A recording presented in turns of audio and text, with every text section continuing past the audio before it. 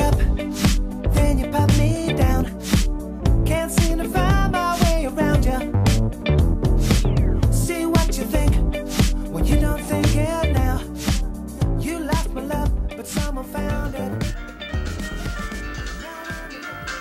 Bonjour à tous les amis et bienvenue chez le bon vieux Renault pour un nouveau rétro gaming à papa, un petit peu spécial aujourd'hui, car nous allons pas redécouvrir un vieux jeu, mais toute ma petite collection Neo Geo CD. Mais bon, avant, comme d'habitude, on va revenir un petit peu sur les origines du hardware, parce qu'il y a pas mal de choses à dire. Donc c'est en 1991 que SNK constate impuissant que le prix de ces jeux est trop élevé pour le grand public. Bah, tu m'étonnes, hein, la console AES, autrement dit, cette fameuse Rolls de salon au format cartouche, coûtait 4000 francs, soit 600 €, et les jeux oscillaient entre 1790 et 1990 francs, soit 270 à 300 € aujourd'hui. Autant vous dire que ça coûtait un bras.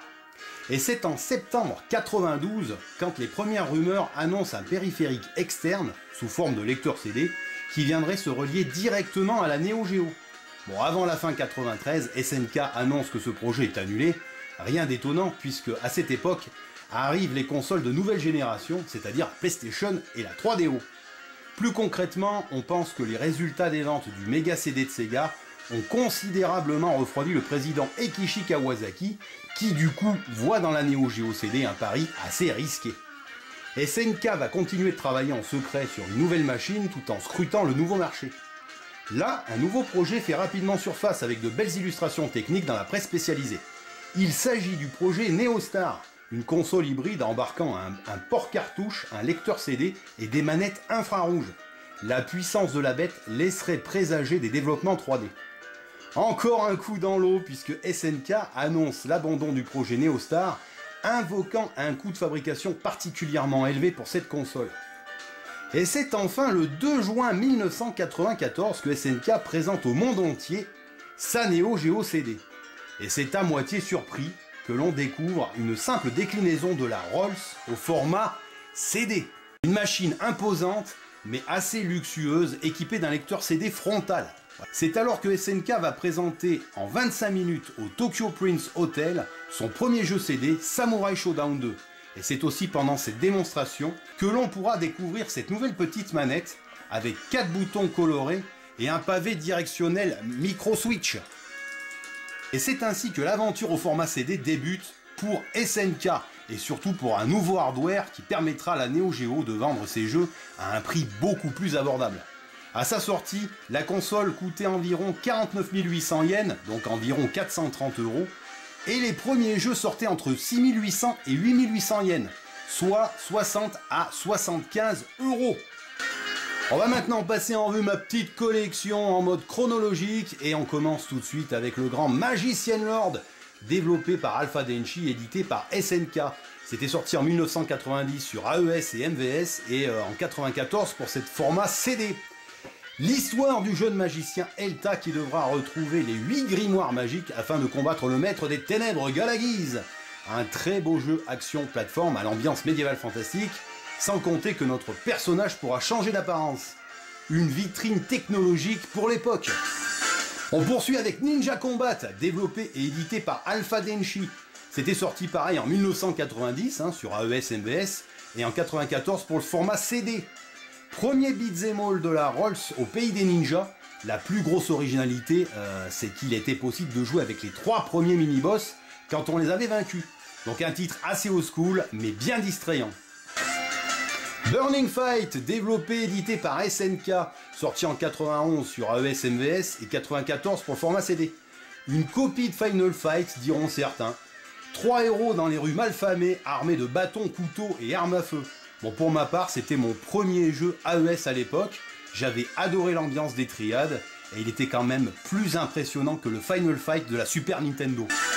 Alpha Mission 2, développé et édité par SNK, connu sous le nom de Assault 2 ou Last Guardian au Japon. C'était sorti en 91 sur AES MVS et en 94 pour le format CD. Bon, un petit shmup vertical assez moyen qui manque un peu d'audace. Bon, ça reste un des tout premiers du genre sur Neo Geo. Fatal Fury, développé et édité par SNK, Garou Densetsu au Japon, sorti en 91 en AES MVS et 94 au format CD. Bon, ici, Andy et Terry Bogard, ainsi que leur pote Joe Higashi, participent au tournoi des King of Fighters, afin de venger leur père en affrontant le grand mafieux de Southtown, Geese Howard. On ne pouvait incarner que ces 3 personnages, mais on pouvait jouer en collaboration contre l'ordi. L'autre originalité, c'est qu'on pouvait combattre sur 2 plans différents. Rally Chase, développé et édité par Alpha Denshi, aussi connu sous le nom de Trash Rally pour les versions AES MVS qui étaient sorties en 91. Petit jeu de course vu de dessus où l'on pourra prendre part au célèbre Paris-Dakar. Bon, un petit jeu très dynamique avec plein d'effets de zoom. Bon, dois-je présenter le grand Last Resort, développé et édité par SNK, sorti en 92 sur AES et MVS, donc le magnifique shmup de SNK, tout droit inspiré de R-Type pour le gameplay et du magnifique Akira pour les graphismes et l'ambiance.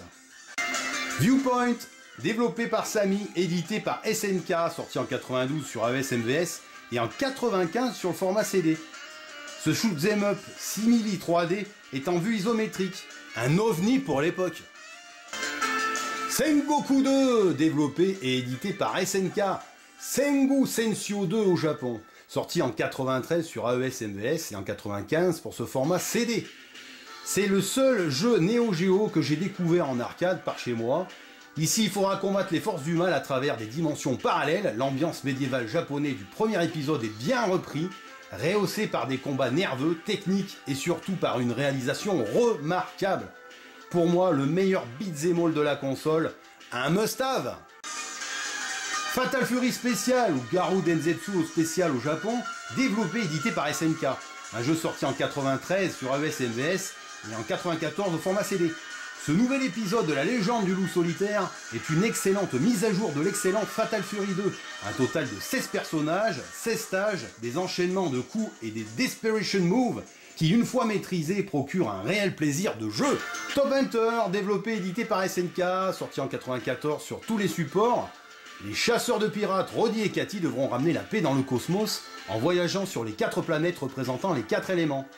Un action plateforme original où l'on pourra naviguer sur 2 plans à la façon d'un Fatal Fury. Et Super Sidekicks 2, Tokuto ou 2 au Japon, développé et édité par SNK, sorti sur tous les supports en 94. Donc ce jeu de foot comporte 48 équipes venues de tous les continents. Côté technique, eh bien, la fluidité et les sprites ont été améliorés. Dès qu'un joueur approchait de la surface, on pouvait déclencher un tir en visant avec un curseur afin de cadrer sa frappe. La mise en scène était plutôt réussie pour un jeu de foot. Street Hoop ou Dunk Dream au Japon, développé par Data East et édité par SNK.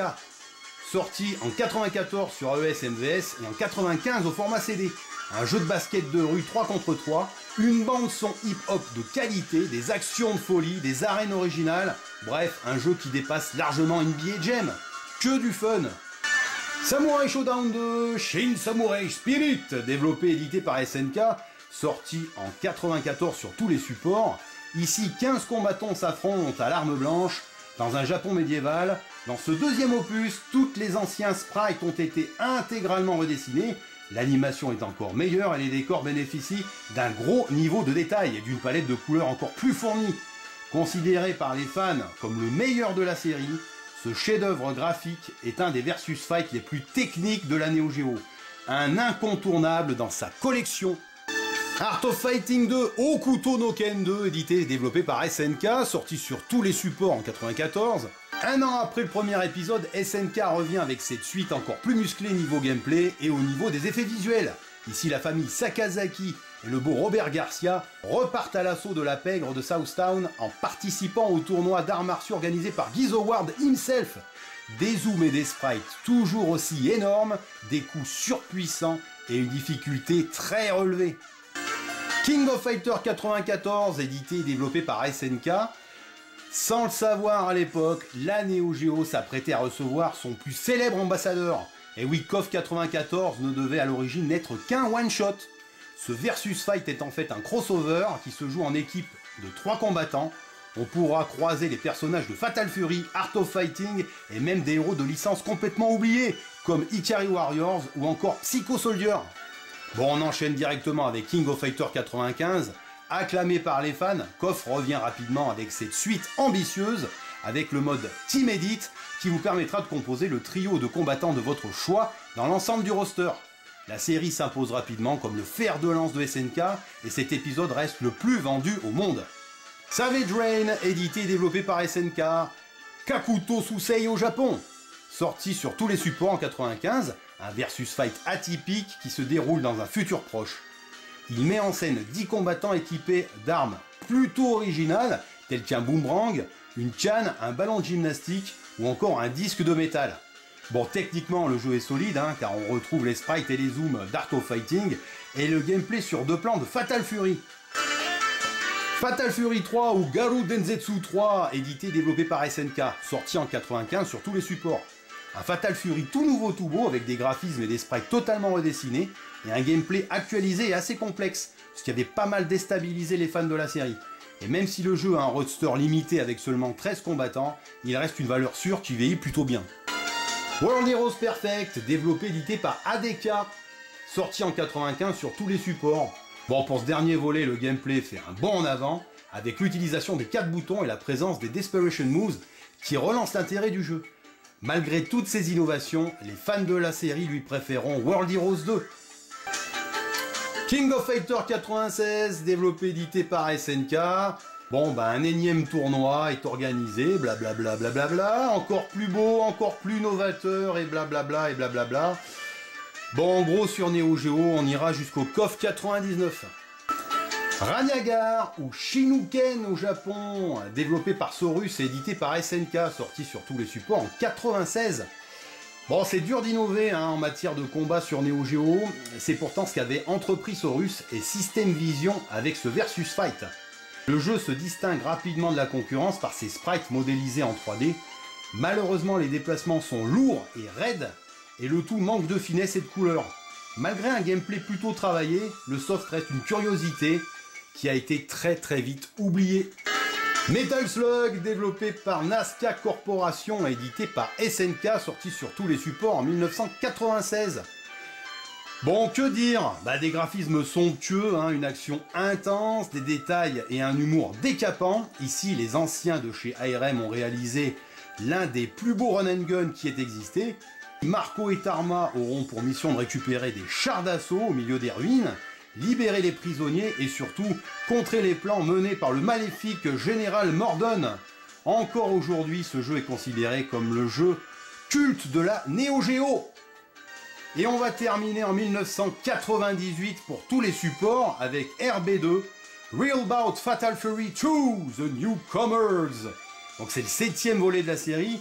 Donc au niveau technique, c'est l'apothéose avec des décors magnifiques, plein de persos charismatiques, un gameplay encore affiné.